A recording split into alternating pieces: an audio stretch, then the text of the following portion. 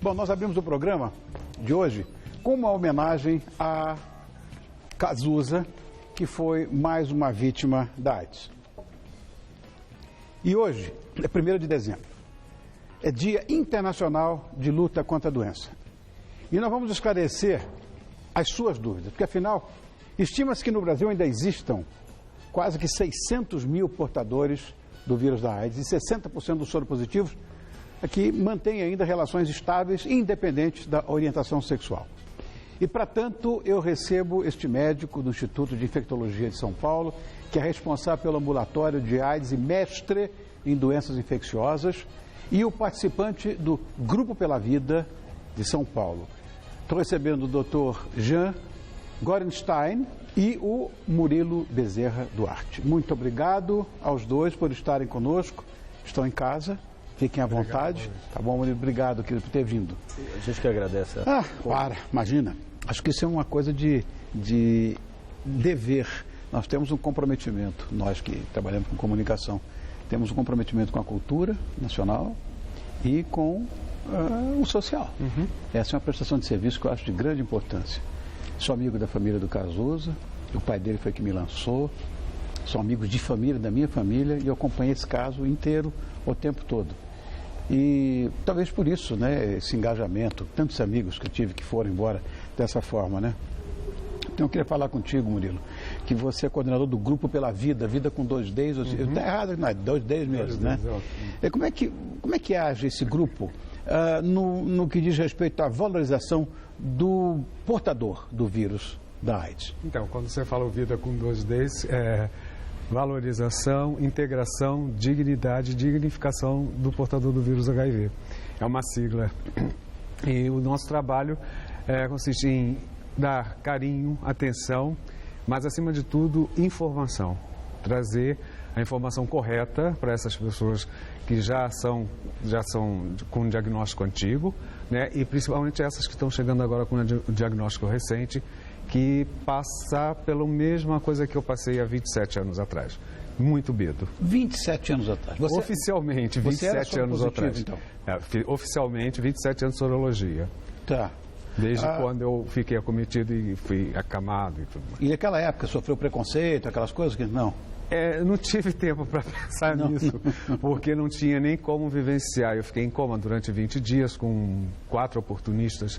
E, então, quem ficou do meu lado ficou porque gostava, os amigos que ficaram também gostavam, então eu não vivenciei um preconceito.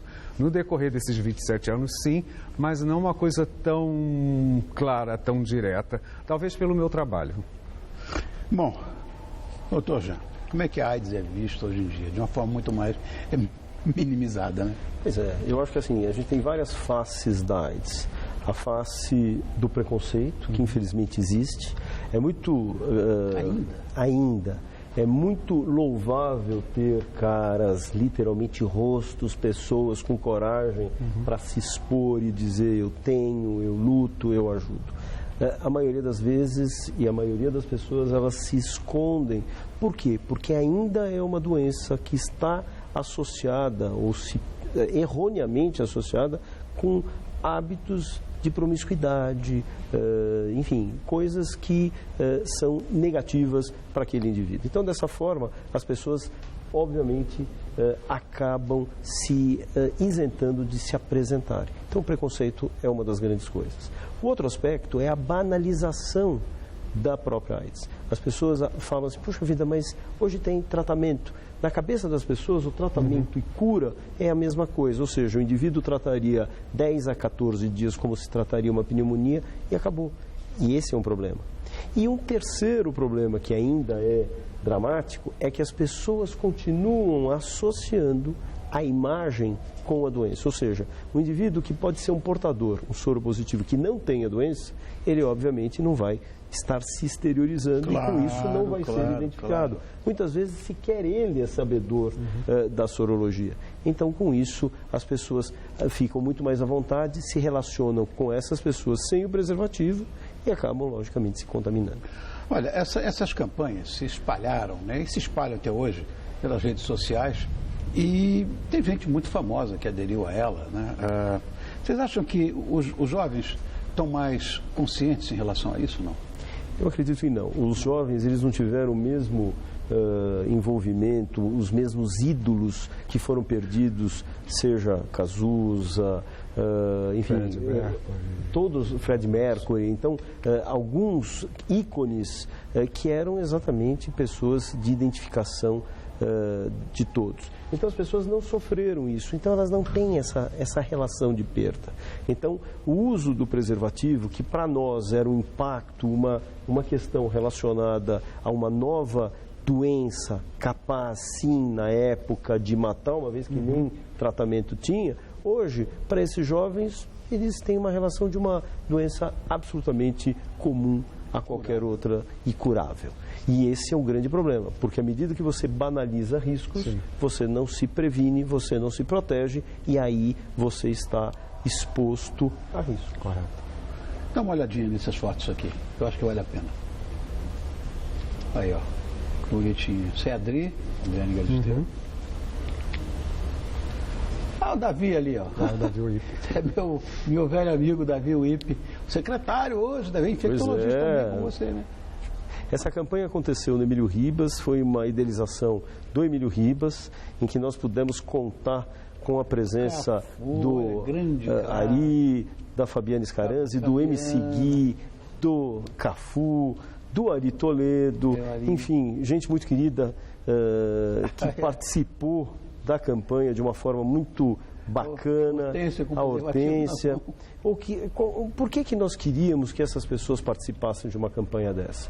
Diferente de qualquer campanha feita por um hospital público, essa não era uma campanha política. Era uma campanha que o Davi não foi como secretário, ele foi como pai, ele foi como avô. As pessoas que foram ali, elas foram engajadas em dizer: precisamos falar e parar de sermos moralistas, sim, ou falsos, sim, moralistas, e falando: eu não vou discutir isso com meu filho, com a minha filha. Eles ainda nem começaram a ter relação sexual. E quando de repente chegam ou com uma doença, ou se não, até mesmo com uma gravidez indesejada. Mas a AIDS ainda é um tabu, muita gente não fala no assunto, tem uma certa, ou não gosta de falar. Qual é a principal dúvida que os pacientes têm normalmente? As pessoas, elas normalmente acham que a relação sexual de forma promíscua, ou seja, com um grande número de parceiros ou parceiras, é que seria uma condição de risco. Isso é uma inverdade. Não, já falasse, já foi. Pois é, mas essa é a questão. Ela falou: então não tem problema se eu tiver relacionamento com uma ou duas pessoas, não tem problema. O problema é se eu tiver com muitas pessoas.